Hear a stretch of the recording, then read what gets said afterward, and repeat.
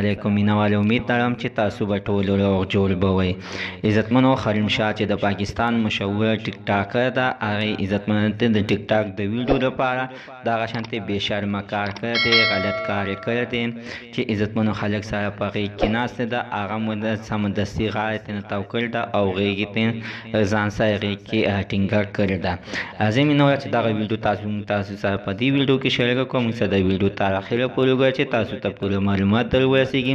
د دې معلومات نه مخکې زه تاسو ته د یادګي نه وکړم، تاسو کو چارې زموږ په دې سوپر کلیک چینل کې نوي وئ، چینل هم نوي سبسکرایب کړئ.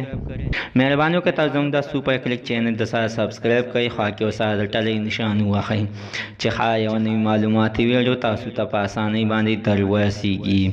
عزتمنو دغه شانتې ورځ ورځه غلط کار نه کېږي چې تېره ورځ عزتمنو څنګه خریم شاه د خپل یار سره ټیک ټاک سازولو او په هغې کې کېنوله، چې په هغې کې کېنوله نو عزتمنو هغه هم ځان سره سمدستي غېږه ترې نه تاو کړه او خپلې کوټې ته یې بوتلله په غېږ کې، چې عزتمنو هماغه ویډیو بیا دغه شانتې وایرل شوله.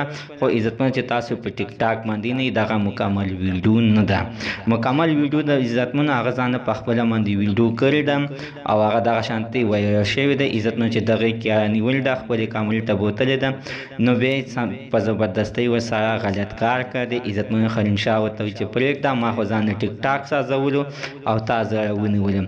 نو عزتمنو دغه خلک ورته ویلی دي چې صحیح تا ټیک ټاک سازول، خو زه ویډیو سازوم او دغه شانتې مکمل ویډیو د سره سازوم اوس تښتم. عزتمنو هغې مو بیا ښه په خپله خوشحالۍ باندې ښه غلط کار کړی دی.